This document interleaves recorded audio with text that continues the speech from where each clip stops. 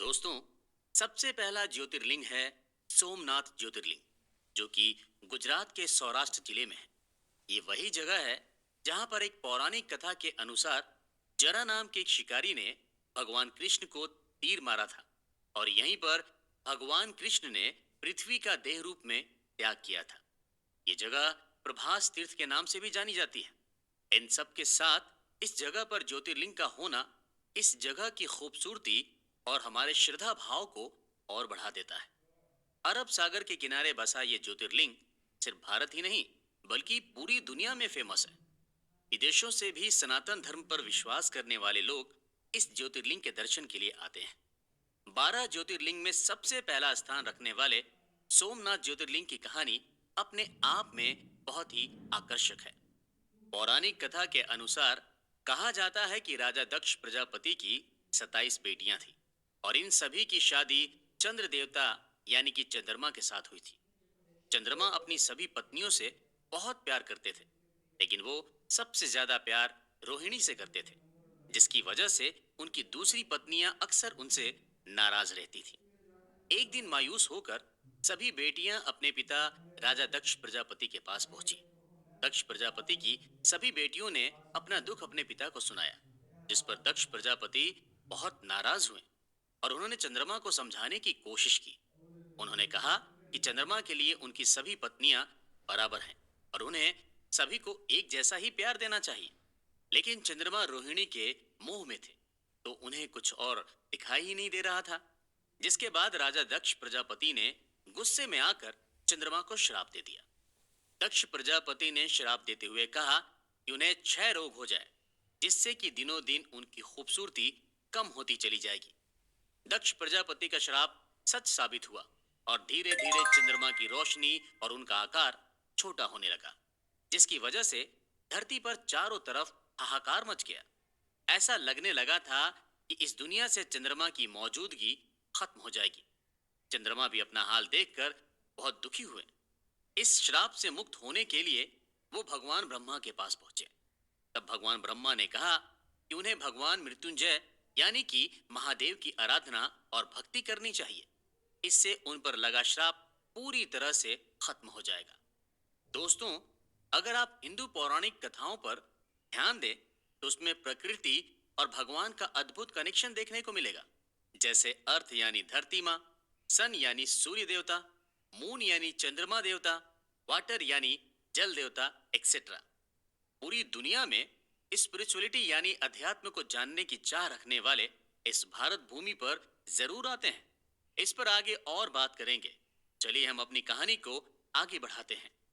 दोस्तों, ब्रह्मा जी की बात मानकर चंद्रमा ने एक शिवलिंग बनाया और पूरी तरह से भगवान शिव की भक्ति में लीन हो गए। चंद्र देवता की तपस्या से खुश होकर भगवान शिव ने उन्हें आशीर्वाद दिया और अमर होने का वरदान भी दिया। भगवान शिव ने चंद्रमा से कहा कि कृष्ण पक्ष के दौरान रोजाना वो घटते चले जाएंगे, लेकिन शुक्ल पक्ष में धीरे धीरे वो फिर से अपने असली रूप में आ जाएंगे। इस तरह से भगवान शिव ने चंद्रमा को श्राप से भी बचाया और दक्ष प्रजापति का श्राप भी झूठा नहीं हुआ। इसके बाद चंद्रमा ने दूसरे देवताओं के साथ मिलकर भगवान भोलेनाथ से प्रार्थना की कि वो लोगों के दुखों को दूर करने के लिए मां पार्वती के साथ यहीं पर रह जाएं। उसके बाद महादेव शिवलिंग के रूप में इसी जगह पर बस गए। चंद्रमा का दूसरा नाम सोम भी है और उन्होंने भगवान शिव को अपना नाथ मानकर उनकी तपस्या की थी। इस वजह से इस ज्योतिर्लिंग को सोमनाथ ज्योतिर्लिंग के रूप में जाना जाने लगा। ऐसा कहा जाता है कि इस मंदिर का कंस्ट्रक्शन खुद चंद्र देवता ने सोने से करवाया था, जिसका जिक्र 4 वेदों में से एक वेद ऋग्वेद में मिलता है। यहाँ पर जो भी भक्त सच्चे मन से सोमनाथ ज्योतिर्लिंग का अभिषेक और पूजा करता है, चंद्र देवता की तरह भगवान शिव उनके सारे दुखों को दूर कर देते हैं। पहला ज्योतिर्लिंग होने की वजह से इस मंदिर की ग्लोरियस हिस्ट्री रही है। सोमनाथ ज्योतिर्लिंग को कई बार तोड़ा गया, तो वहीं कई बार इस मंदिर का कंस्ट्रक्शन भी करवाया गया। सोमनाथ ज्योतिर्लिंग का जिक्र भारत के पुराने स्क्रिप्चर महाभारत, श्रीमद् भगवत गीता, शिव पुराण और स्कंद पुराण में भी मिलता है। इस हिसाब से अंदाजा लगाया जा सकता है कि सोमनाथ ज्योतिर्लिंग कितना पुराना है। 7th सेंचुरी में वल्लभी के मैत्रक राजाओं ने इस मंदिर को बनवाया था, लेकिन 8th सेंचुरी में सौराष्ट्र के सोमनाथ मंदिर ने फिर से तबाही का मंजर देखा। अरबी गवर्नर जुनायद ने इस मंदिर को डिस्ट्रॉय करने के लिए अपनी पूरी सेना भेज दी थी। अरब यात्री अल बरूनी ने अपनी भारत के दौरान लिखे ट्रैवलॉग में इसका जिक्र किया था। कहा जाता है कि सोमनाथ मंदिर में खूब धन दौलत थी। यहाँ इतना ज्यादा सोना, चांदी और ज्वेलरी थी कि उसे लूटने की कई बार कोशिशें हुई। महमूद गजनवी ने 1024 में अपने 5000 सैनिकों के साथ मिलकर सोमनाथ ज्योतिर्लिंग पर हमला कर दिया था और मंदिर के खजाने को लूट लिया था। महमूद गजनवी के बारे में भी थोड़ा जान लेते हैं। गजनवी सेंट्रल अफगानिस्तान में केंद्रित गजनवी राजवंश का एक इंपॉर्टेंट रूलर था। वो ईस्टर्न ईरान लैंड्स में एम्पायर के विस्तार के लिए जाना जाता है। गजनवी ने इंडिया पर 17 बार हमला किया था। महमूद गजनवी ने जब सोमनाथ ज्योतिर्लिंग पर हमला किया था तो उसने ज्योतिर्लिंग को पूरी तरह से खंडित कर दिया था। यहाँ तक कि मंदिर में लूटपाट करने के बाद वो मंदिर के दरवाजों को भी अपने साथ ले गया था। कहा जाता है कि आगरा के किले में जो दरवाजे लगे हैं वो सोमनाथ मंदिर के थे। महमूद गजनवी ने जिस टाइम मंदिर पर हमला किया था उस टाइम मंदिर में हजारों लोग दर्शन कर रहे थे। महमूद गजनवी ने सभी भक्तों को मरवा दिया था। इस मंदिर के पूरी तरह से डिस्ट्रॉय हो जाने के बाद गुजरात के राजा भीम और मालवा के राजा भोज ने मिलकर इस मंदिर को फिर से बनवाया था। लेकिन मुगल्स को यह भी रास नहीं आया और 1297 में एक बार फिर सोमनाथ मंदिर पर अटैक हुआ।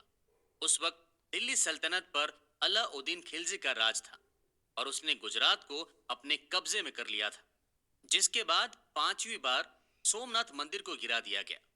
मुगल एम्परर औरंगजेब ने भी 1706 में सोमनाथ मंदिर पर हमला किया था, लेकिन इस मंदिर पर इतने सारे हमले होने के बाद भी सौराष्ट्र से सोमनाथ मंदिर के अस्तित्व को कोई नहीं हटा पाया। आजादी के बाद 1 मई 1950 को सौराष्ट्र के राजा दिग्विजय सिंह ने इस मंदिर की नींव रखी थी। 11 मई 1951 को इंडिया के first president doctor Rajendra Prasad ने इस मंदिर में शिवलिंग की स्थापना की थी। 1962 में भी यह खूबसूरत मंदिर पूरी तरह से बनकर तैयार हुआ। इस मंदिर को बनवाने का पूरा क्रेडिट लौह पुरुष सरदार वल्लभ भाई पटेल को जाता है। सोमनाथ मंदिर का परिसर बहुत बड़ा है, जिसमें और भी कई देवी देवताओं के मंदिर हैं। ये मंदिर गर्भगृह, सभा मंडप और नृत्य मंडप में डिवाइड किया गया है। मंदिर के परिसर में रोजाना शाम को 1 घंटे तक लाइट एंड साउंड शो भी चलता है, जिसमें सोमनाथ मंदिर की हिस्ट्री को बहुत ही खूबसूरती के साथ दिखाया जाता है। सोमनाथ में हिरन, कपिला और सरस्वती नदियों का महासंगम भी है, जिसे त्रिवेणी संगम कहा जाता है। यहाँ पर सोमनाथ मंदिर में दर्शन करने से पहले भक्त आस्था की डुबकी लगाते हैं। यहीं से डुबकी लगाने के बाद भक्त भोले भंडारी सोमनाथ बाबा के दर्शन करते हैं।